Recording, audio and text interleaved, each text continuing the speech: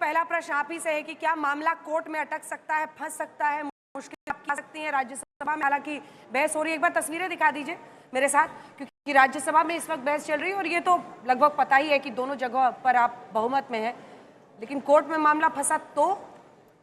अंजना जी, सबसे पहली बात है कि पिछले 10 वर्षों से आप निकाल के देख लीजिए, हमने ऐसा कोई काम किया ही नहीं असंवैधानिक कि कोर्ट में उसकी हमें कहीं दिक्कत आनी पड़ी।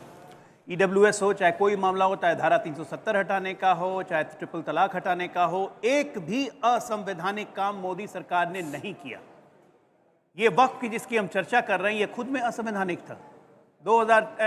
1913 से चलिए ना, जब अंग्रेजों ने मुसलमान कानून बनाया, 13 में बनाया, 23 में बनाया, वक्फ की संपत्ति को मैनेजमेंट करने के लिए। आज झूठ मूठ के इसको हिंदू मुसलमान का रंग दिया जा रहा है अपने तथाकथित राजनीतिक फायदों के लिए।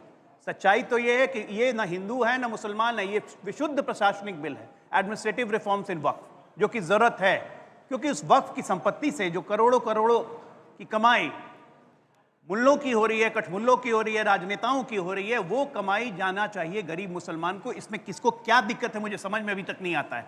कल लोकसभा, आज राज्यसभा, क्या आपने किसी से सुना कि संशोधन नहीं होना चाहिए, गरीब मुसलमानों को फायदा नहीं होना चाहिए? तो फिर बिल से क्या दिक्कत है भाई, बता दो ना मुझे।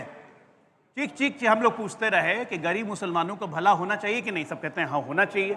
वक्फ की संपत्तियों का इस्तेमाल मुसलमानों के लिए होना चाहिए, नहीं गरीब मुसलमानों के लिए ना, सब कहते हैं होना चाहिए। तो जो होना चाहिए तो दिक्कत क्या है भाई, फिर किस लिए विरोध कर रहे हो? असउद्दीन ओवैसी बिल फाड़ते हैं, 80 रुपए हैदराबाद में 80 रुपए पर महीना किराए पे, वहां पे मॉल की जमीन का किराया ले रहे हैं। अजीब हालत है यार। अखिलेश यादव ज्ञान देते हैं, आजम खां की जौहर यूनिवर्सिटी पूरी की पूरी वक्फ की जमीन पे बनी हुई, उस पर कोई बात ही नहीं बोलता है। अतीक अहमद इलाहाबाद प्रयागराज में कम से कम अभी 150 एकड़ जमीन हमने वक्फ की जमीन मुक्त करवाई है अतीक अहमद के कब्जे से। वो किसकी थी भाई, उस पर कोई बात नहीं करते हैं। मुख्तार अंसारी के भाई कल सुना लोकसभा में बोल रहे थे,